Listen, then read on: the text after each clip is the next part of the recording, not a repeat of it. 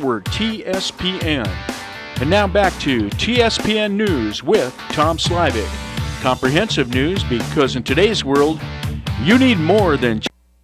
Hi everyone, we're back and I'm with Supervisor Richard Forster. We're talking about PACE, the Property Assessed Clean Energy Program, and Right. That's going to be up for discussion. We're at a point where, go ahead, let's talk about that a little more here. Well, the last thing I wanted to say on that point is that the problem here is that these loans, these PACE loans, are first position. Oh, okay, So- that's even...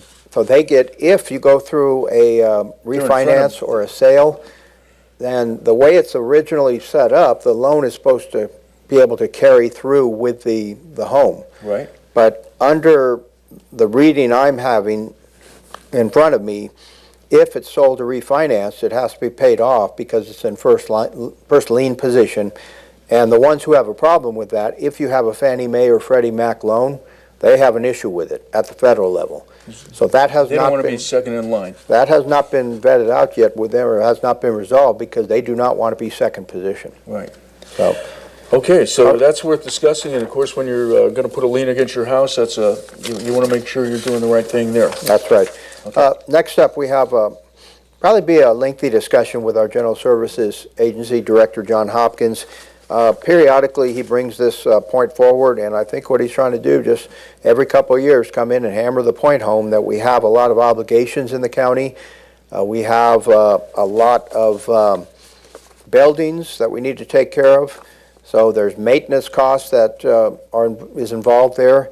There's cost to replacing equipment once it wears out or other items. So Right. we're not really funding a sufficient maintenance account or a sufficient replacement Right. fund. And he has a little problem with that.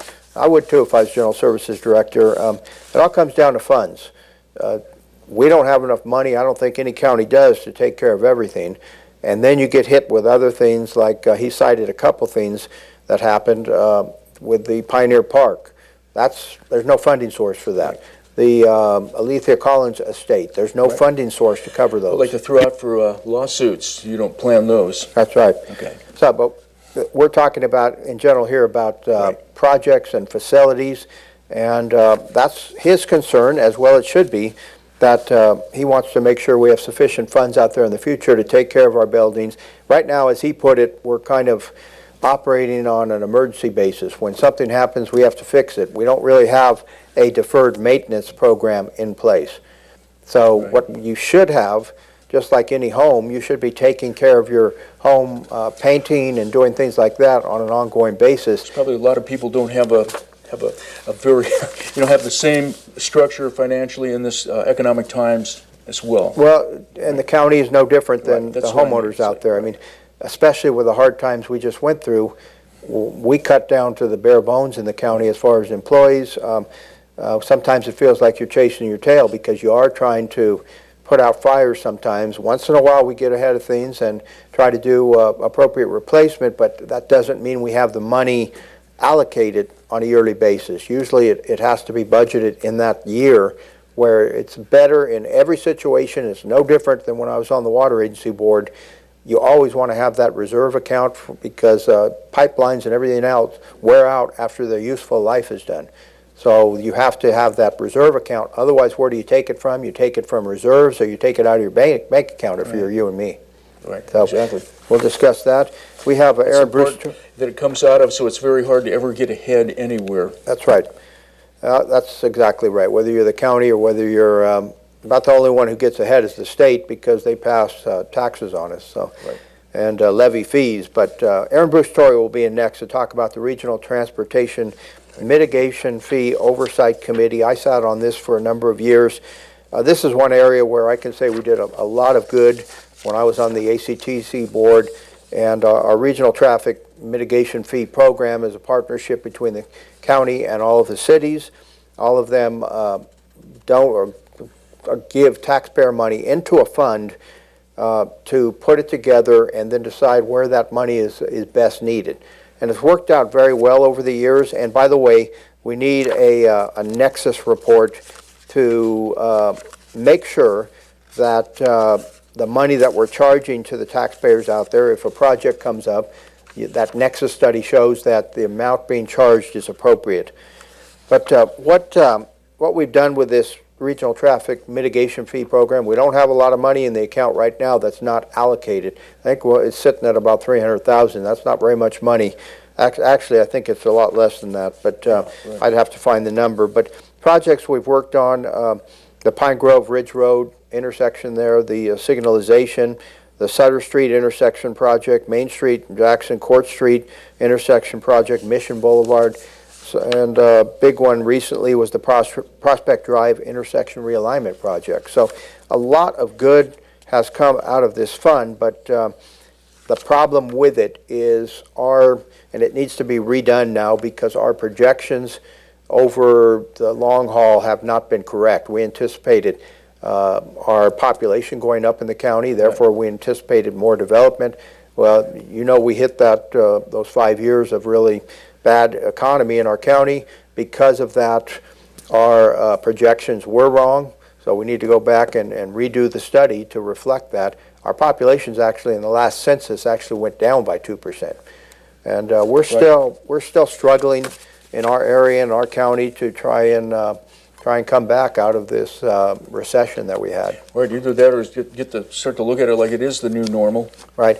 Well, the scary part is last week I was in Sacramento, a week before last, and legislators made some presentations to us. And as Senator Leno said, the chair of the Budget Committee in the Senate, historically the comeback out of a recession lasts about 5 years. We're in our 6th year. Well, they're saying that we've had a recovery from the recession. I don't know if we've really seen it in Amador County. We see little peaks, but a lot of valleys still. Right. It seems to me like any of the places where it's getting better are in the wine and the tourism areas here of the county, which is swell. But that's only one or two aspects of it. But not everybody can work in the wine and the tourism business. We need some other businesses here, and that relates back to that Amador County economic development study. So a lot of these things are tied together. Because every place is doing that same study, and so everybody's chasing the same thing. That's right. You're all looking for business to come in, and all it takes sometimes is one business to come in and really be the spark. But especially here. But businesses are hesitant to come in, especially now. Some people may not like Target. Some people may not like those. They may consider them big box. But their threshold that we've heard is about 50,000 population. Right. Well, we're not close to that in our county. Yeah. So are we going to get them in a while? Especially if our population is decreasing, Richard. Yeah, so I think you have to be more creative. You might have to think outside of the box. Go after those smaller businesses that do employ 3, 4, 10 people. We need employment. So next up, we'll talk about the Buena Vista Landfill Pledge of Revenue Agreement Revision. Now, when we closed the Buena Vista landfill, we had to pledge that we had enough revenue to close the landfill. That amount, the costs are about $6 million, almost $600,000. So that's about $6.6 million. That's to close it over. They consider that a 20-year period, a closure period for the landfill. So that 6.6 is supposed to cover the closure for that whole time. Problem is, they've come in now, and the state has come in with some new standards, some new stormwater standards. So the change in regulation requires that the corrective action costs reflect the water or non-water corrective action, whichever is greater. For us, the non-water correction is greater. That'll mean that we'll have to increase that pledge, and we're through a number of years now since the landfill closed. I think we're into must be around the 7th or 8th year now. So our beginning cost has gone down. The problem now with this coming in, the non-water corrective action is $2,227,000. So boy, so there's a regulation expense right there to be seen. There's another hit from the state. What do we get? I know we don't have a lot of time. We have some other things. But what would we benefit for that extra $2 million? Stormwater protection. I mean, and it's all relates to the landfill. It's just another ridiculous expenditure that the state is coming in and making us put on the books. So we have to guarantee that we have that much money in our general fund to cover this over the long haul. This is a big hit, and it's, if you can imagine that amount times us, take a county like